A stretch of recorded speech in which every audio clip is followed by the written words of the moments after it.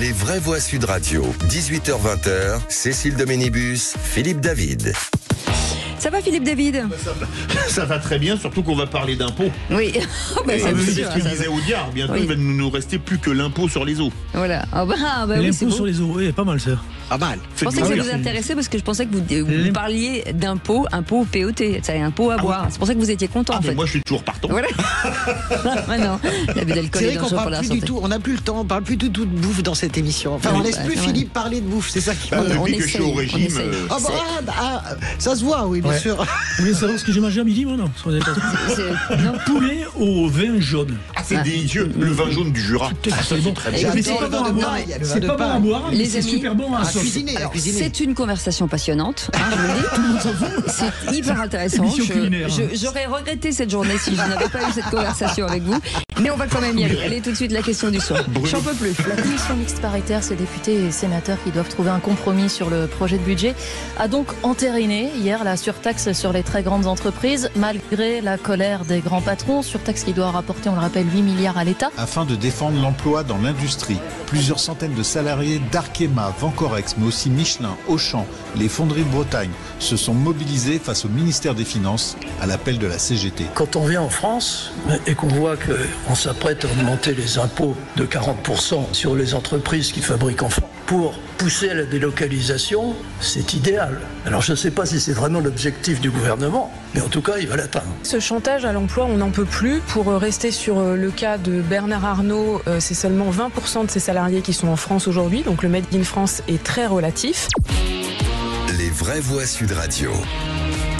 Et les députés ont voté donc lundi un amendement gouvernemental alourdissant de 2 milliards d'euros les taxes sur les grandes entreprises. Et on vous pose cette question, l'impôt est-il confiscatoire en France? Eh bien vous dites oui à 91%, vous voulez réagir et ce n'est pas confiscatoire, 5 centimes d'euros TTC l'appel, le 0826 300 300.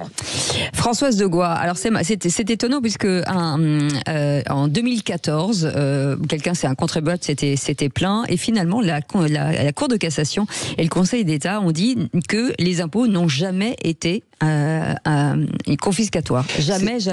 Oui, alors après, c'est une forme d'expression. Il y a quand même encore en France un consentement à l'impôt qui est très élevé.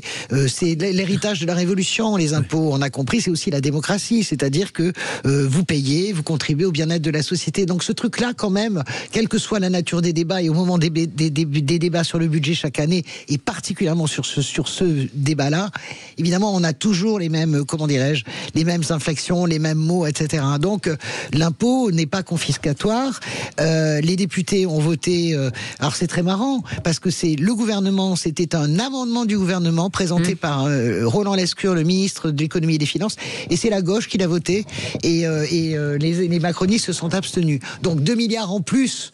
Voilà, c'est sur les grandes entreprises, c'est pas sur les PME, etc. Donc, moi, je crois que globalement, l'impôt n'est pas confiscatoire, mais je serais tout à fait favorable à ce que sur une feuille d'impôt, eh bien, à partir de je ne sais pas quand, on explique où vont les impôts. Parce que ça la réalité, en fait. Que veulent les Français. Les Français voudraient comprendre où passent leurs impôts. Et je pense qu'on peut l'expliquer de façon, tant cet impôt-là. En tout cas, dans le service public, ils se rendent compte que finalement, c'est pas très efficient quand même. Je suis d'accord, surtout l'hôpital. Je pense que la grande plaie, vraiment, c'est l'hôpital. Non, mais l'hôpital et les transports, vraiment, les déserts médicaux, c'est vraiment... Tu as raison, ce que tu dis, François. C'est-à-dire, les Français, ils ont pas de problème, je pense, pour payer les impôts. Le seul souci, c'est qu'on ne sait pas où ça va, quoi. Et puis, on se rend compte qu'on est dans les déficits abyssaux. Enfin, et il y a aussi l'impôt sur, vous savez, sur les biens immobiliers. Ça, je trouve que c'est scandaleux. Ça, c'est du confiscatoire. C'est-à-dire des gens qui sont obligés de vendre un appart, ils ont hérité pour payer l'impôt. Enfin, c'est une catastrophe, ce pays. Moi, je crois que le souci, c'est qu'on ne sait pas ce que devient l'argent. Parce qu'on est le pays le plus taxé du monde. Bien sûr. Mais dans le régalien, rien ne va. Rien ne va. L'école, c'est un désastre. Ça s'effondre dans tous les classements internationaux, PISA et TIMSS. C'est donc que c'est pas un problème de moyens. On dépense plus de 150 milliards si on prend les budgets de l'État, des régions, des départements. Non, mais si on prend en plus que payent les régions, les départements et les communes, pour les écoles, les collèges et les lycées, c'est plus de 150 milliards. L'armée, elle est à l'os. La justice, on classe les affaires ou alors c'est jugé à Pâques ou à la Trinité. Bref, tout ce qui est le régalien, rien ne va. Et on se pose la question, où va l'argent? Et moi, désolé, J'ai pas de réponse. Enfin si, j'ai quelques idées, qu'il y a beaucoup de gaspillage, etc.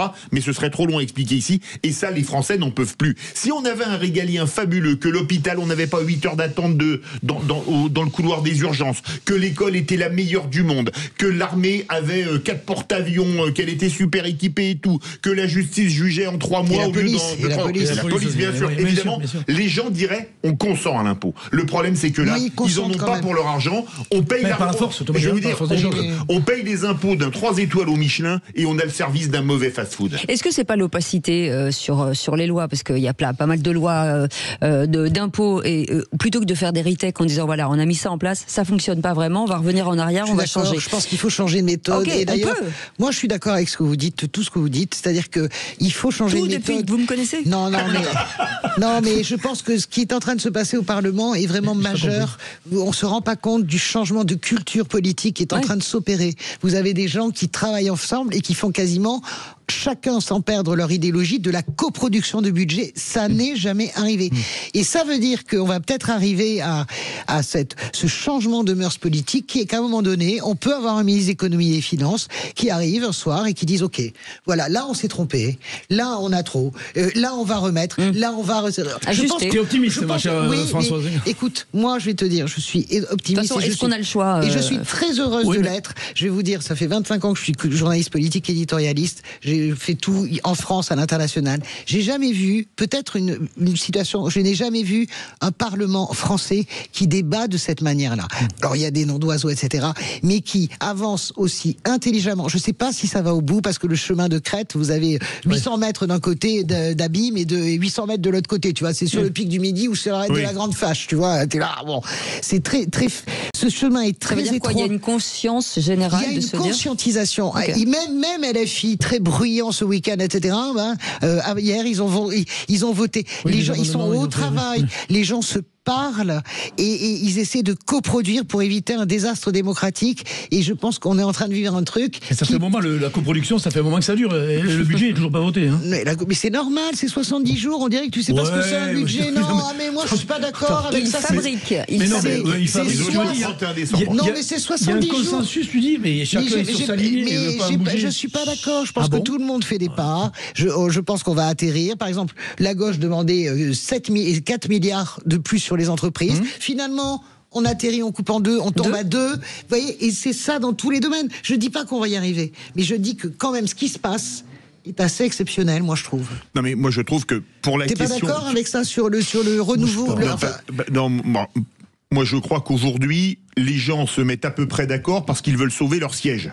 Parce qu'ils ont peur d'une chose, c'est de la dissolution. Et qu'en cas de dissolution, il y a un raz-de-marée RN. Comme l'a dit Gabriel Attal à Emmanuel Macron, si tu dissous, on revient à 30. Non, mais quand vous êtes le triple, un peu plus du triple, c'est un peu gênant. 40, oui. Il a dit 30, a priori, mais j'étais pas dans le bureau du président de la République, je n'ai pas cette chance. Ils sont plus dans les calculs politiques que dans les donc, on est beaucoup plus dans le calcul. Et surtout, ce budget, pour moi, est insupportable parce qu'il ne fait aucune économie réelle. Oui, et c'est là qu'il faut arriver. Quand vous avez quelqu'un vous avez un athlète qui est en sur... Le problème de la France, c'est que c'est un pur sang, mais avec un jockey qui a le gabarit au choix du Sergent Garcia ou d'Oliver Hardy. Et tant qu'on aura... C'est de la discrimination. Mais non, mais c'est ça. Philippe David, un jockey, c'est toujours petit et très fin, ça pèse rien. Parce que sinon, et nous, l'État obèse, il est sur notre pur sang, et le pur sang, il peut pas passer. Alors, je suis pas d'accord avec vous, parce que vous savez très bien que le budget, c'est 2 parties. C'est la partie recette, bien sûr, c'est ce qu'on est en train d'étudier. Et là ce qu'ils étudient, et qu'on étudie tous en suivant ça. Et après, vous avez la partie PLFSS, budget de la Sécu, qui va être la partie des coupes. Elle va être très difficile, celle-là. Elle va être super dure, vraiment, à aborder. Là, c'est que le hors-d'œuvre, j'ai envie de dire. Donc, je ne suis pas du tout sûr qu'on y arrive. Il y a peut-être 10% de chance. Moi, j'en suis pas convaincu non plus. Mais quand même, il faut les jouer, parce que, et je ne suis pas d'accord avec vous sur le fait que tout le monde a peur. Alors, Renaissance, bien sûr, peut avoir peur. Mais par exemple, le Parti socialiste n'a absolument pas peur. Ils sont en tête. Il peut avoir peur aussi. Non, dans 90 circonscriptions, ils sont en tête même sans LFI. Vous avez les LR, franchement, honnêtement. Ça fait les dernières élections, excusez-moi. Faure est passé grâce au. Mais pas du tout. Mais je pense que. On n'est pas. On voit pas les mêmes élections de la même façon. On parle du nouveau Front populaire, mais Olivier Faure, il est réélu contre les macronistes depuis des années, depuis 5 mandats. C'est pas ce qui a été dit. Écoutez, travaillez, je veux dire, bosse tes dossiers. Guillaume Garot est réélu à l'Assemblée. Mais non, il y a un paquet qui se sont vendus à la France Insoumise. C'est pas vrai. Il y a eu un accord sur le nouveau Front populaire aux dernières élections. C'est pas ce que je dis. Ce que je dis, c'est que sans LFI, le Parti socialiste dans ses projections est en tête dans 90 circonscriptions. Donc c'est pas vrai de dire. Alors pourquoi ils ne sont pas séparés tout de suite de LFI? Parce que vous avez un accord politique et que évidemment des stratégies. Mais à droite, il y a des stratégies. Vous on parle de la gauche. Tu me parles de la gauche. Mais écoute, ce que tu as. Le Rassemblement national, il a fait des accords avec personne. Avec Ciotti, déjà pour commencer. Oui, déjà, oui. La droite à la limite Horizon. Horizon même à mais non, pas Horizon, c'est Édouard Philippe. Revenons sur notre sujet, parce que là, on part en digression. Est-ce que ça veut dire que, quel que soit, enfin en tout cas les partis, est-ce que ça va dans la bonne direction de se dire que finalement, c'est ce que voulait le Cornu, d'arriver à gérer tous ce petit monde et de passer entre les gouttes pour l'instant. Je ne sais pas combien de temps ça durera, mais je trouve que c'est pas si mal, honnêtement. Mais aujourd'hui, vous aimez bien votre expression montagnarde, où on était vraiment sur la ligne de crête avec 500 mètres d'APIC d'un côté et 600 mètres d'APIC de l'autre. C'est l'arrêt de la grande C'est très fragile. Exactement, c'est très fragile. Cependant, je vais mettre le verre non pas à moitié plein, mais à moitié vide et qui s'évapore à toute vitesse. Si on a déjà un mal fou à faire un budget cette année où il va falloir, de mémoire, emprunter 310 milliards. Je vous laisse imaginer, vu la conjoncture économique que nous avons, avec le chômage qui augmente, et donc la croissance est mauvaise, donc les rentrées de TVA sont pas aussi bonnes. Comment est-ce qu'on va faire un budget l'an prochain alors qu'on sera en pleine campagne présidentielle? Parce que là, chacun défendra ses intérêts et je peux vous dire que ça va être rock'n'roll. Alors justement, pour ces raisons-là, vous voyez, c'est là où je vous serai d'accord avec vous, c'est sur l'opportunisme, le véritable opportunisme, vous allez le voir sur le budget 2026-2027, parce que ce sera le budget de 3 mois avant la présidentielle, et là, de toute façon, personne moufetera et tout sera accordé parce que ça sera 3 mois avant la présidentielle. T'as vu quand même les agences de notation? C'est double A. Non, c'est pas vrai, parce que Moody's, Moody's retient quand même sa note. Donc ça va. Enfin, c'est quand même pas joli. Hein. En tout cas, moi, je dis tous les jours, je pense aux entrepreneurs, je pense aux entreprises, je pense à tous ces gens qui aujourd'hui naviguent à vue sur la retraite, sur les équipes, sur le fonctionnement. Et tous les jours, j'en parle. Vous avez 100% raison là-dessus. Et il faut y penser. Et en tout cas, non, mais est-ce que je peux vous poser une question à l'inverse? Est-ce que serait ce pays si nous étions dans une dissolution avec des élections législatives anticipées qui ne vont rien changer? Nous serions en campagne électorale en ce moment, des élections qui ne vont rien changer à l'équilibre à l'Assemblée. Peu importe. C'est ça le sujet. On demande juste un truc, c'est de la stabilité. Juste à un moment donné. Des uns et des autres. Et je pense que ça nous aiderait beaucoup. J'espère qu'ils vont y arriver. Tout de suite, Sud Radio fait sa transat. Et vous savez que Sud Radio est le partenaire de l'équipage Rêve à perte de vue sur le transat qu'a fait Laure Le Havre Normandie. Sud Radio fait